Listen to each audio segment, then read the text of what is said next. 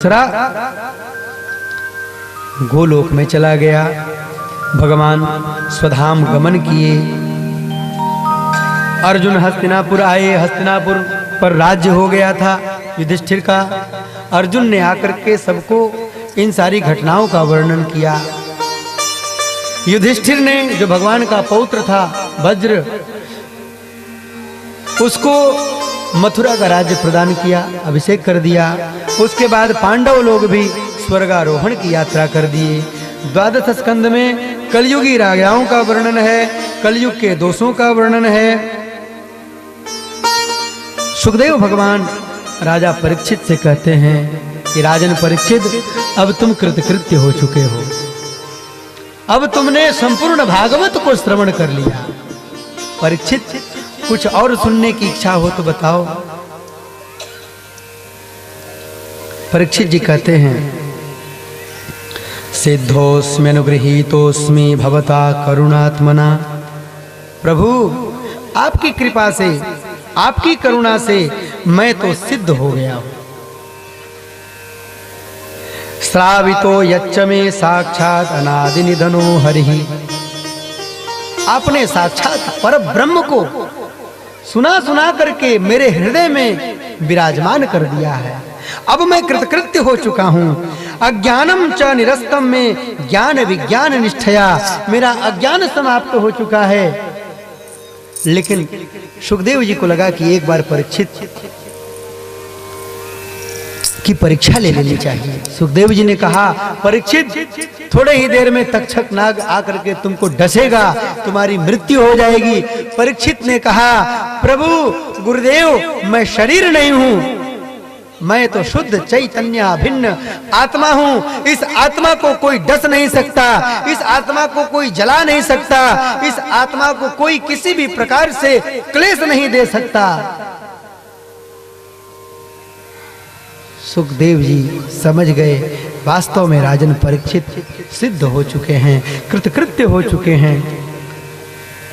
सुखदेव जी का पूजन किया परीक्षित जी ने। हरि नाम सुनाने वाले, हरि कथा सुनाने वाले, तुमको लाखों प्रणाम, तुमको लाखों प्रणाम, तुमको लाखों प्रणाम, तुमको लाखों प्रणाम। हरि कथा सुनाने वाले, हरि नाम सुनाने वाले, तुमको लाखों प्रणाम, तुमको लाखों प्रणाम, तुमको लाखों प्रणाम, तुमको लाखों प्रणाम, तुमको लाखों प्रणाम, लाखों प्रणाम, तुमको लाखों प्रणाम, तुमको लाखों प्रणाम। हम भूल रहे थे मद में, पल खो रहे थे तन में, हम भूल रहे थे मद में, पल खो रहे थे तन में। ओ राह बताने वाले, सन्मार्ग दिखाने वाले, ओ राह बताने वाले, सन्मार्ग दिखाने वाले, तुमको लाखों प्रणाम, तुमको लाखों प्रणाम, तुमको लाखों प्रणाम, तुमको लाखों प्रणाम। हम पार तेरा क्या पावे, बस शीश झुकाई खावे। हम पार तेरा क्या पावे, बस शीश झुकाई खावे। हरि दर्श कराने वाले, आत्मज्ञान कराने वाले, हरि दर्श कराने वाले, आत्मज्ञान कराने वाले, तुमको लाखों प्रणाम, तुमको लाखों प्रणाम, तुमको लाखों प्रणाम, तुमको लाखों प्रणाम। महाराज की, सुखदेव भगवान की, सुखदेव जी की दिव्य पूजा की परीक्षित ने, और पूजन करके सुखदेव जी की विदाई कर दी। सुखदेव जी वहां से चले गए। इधर तक्षक नाग एक विप्र का वेश धारण करके परीक्षित जी को डसने के लिए चल पड़ा। परीक्षित के पुत्र जन्मेजय ने चारों तरफ पहरा बिठा दिया था कि वह नाग दिखाई न पड़े। एक कश्यप गोत्री ब्राह्मण ने सोचा कि परीक्षित को जब नाग डसेगा तो मैं नाग का विष उतारने की विद्या जानता हूं, मैं वह विष निकाल दूंगा तो मुझे राजा की ओर से बहुत सारे धन प्राप्त होंगे। वह कश्यप गोत्री ब्राह्मण भी जा रहा था परीक्षित जी के पास। रास्ते में तक्षक ब्राह्मण का वेश धारण किए हुए मिल गया कश्यप गोत्री ब्राह्मण से, और तक्षक समझ गया कि ये ब्राह्मण बहुत उच्च कोटि का ब्राह्मण है, ये मेरे विष को झाड़ देगा, तो ब्राह्मण का जो श्राप है वह मिथ्या हो जाएगी, ब्राह्मण का श्राप निरर्थक चला जाएगा। तो उसने ब्राह्मण की प्रार्थना की और तक्षक ने कहा कि अगर आपको धन का ही लोभ है तो आप मेरे साथ चलिए। ब्राह्मण देवता उसके साथ गए और तक्षक ने कहा कि इस स्थान को खोदिए, यहाँ पे आपको बहुत संपत्ति प्राप्त होगी। कश्यप गोत्री ब्राह्मण उस लालच में फंस करके वहां जमीन को खोदा, बहुत संपत्ति प्राप्त हुई। इधर तक्षक नाग भंवरा बन करके फूलों के माध्यम से महाराजा परीक्षित के पास पहुंचा, और महाराजा परीक्षित के पास पहुंच करके पुनः वह अपने रूप में आ गया, तक्षक के रूप में आकर के परीक्षित ने योगाग्नि के द्वारा, योग के द्वारा, परीक्षित ने योग के द्वारा अपने आत्मा को षटचक्र भेदन के द्वारा पहले ही अपने शरीर से बाहर निकाल लिया था।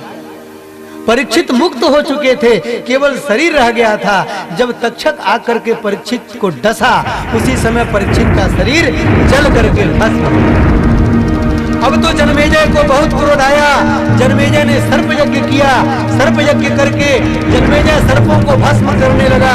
तब बृहस्पति जी ने आकर के जन्मेजय को मना किया और सर्प यज्ञ का निवारण किया।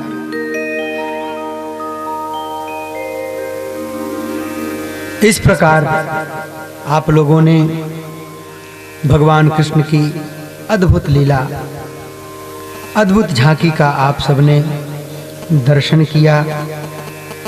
अब बहुत ऐसे लोग होंगे जो लोग प्रतिदिन नहीं आ पाए होंगे, जो लोग एक दिन आए होंगे, 2 दिन आए होंगे, तो वे लोग अगर इस भागवत की विषयानुक्रमणिका का श्रवण कर लें तो भी उन लोगों को भागवत श्रवण का फल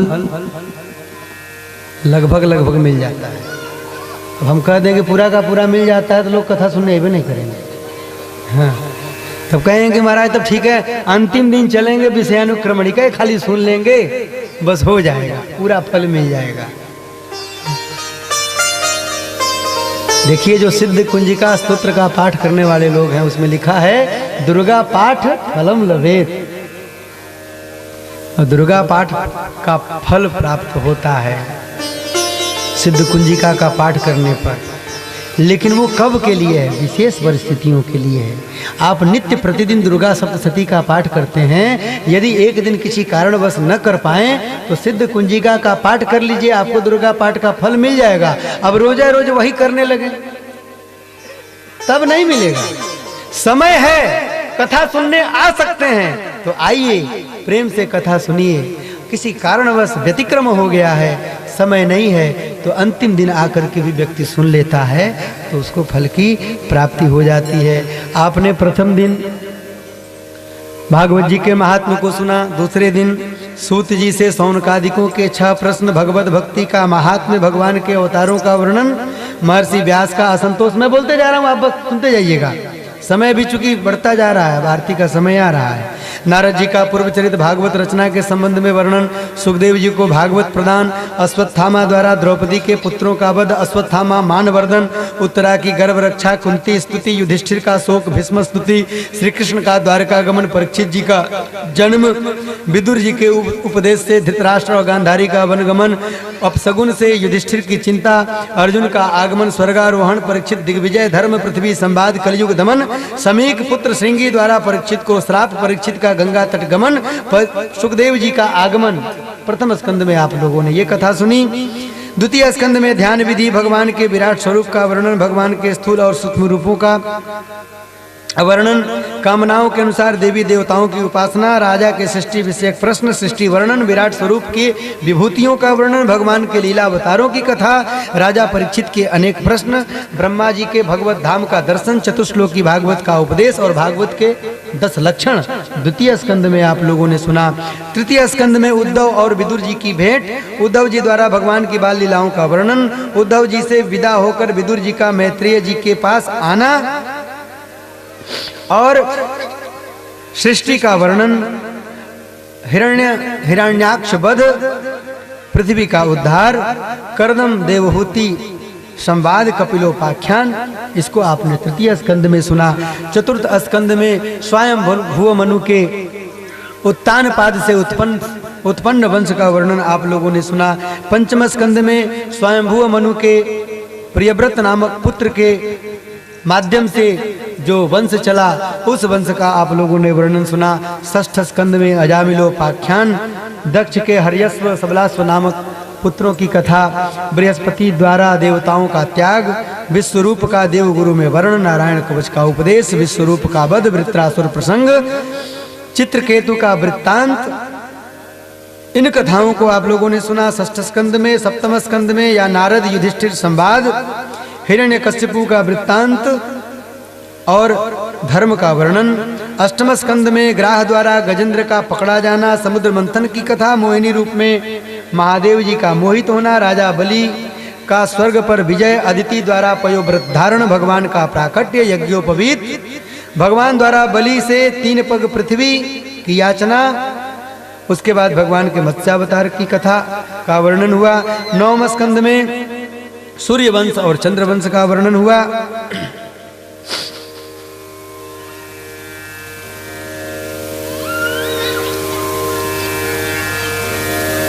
दसम स्कंद में भगवान के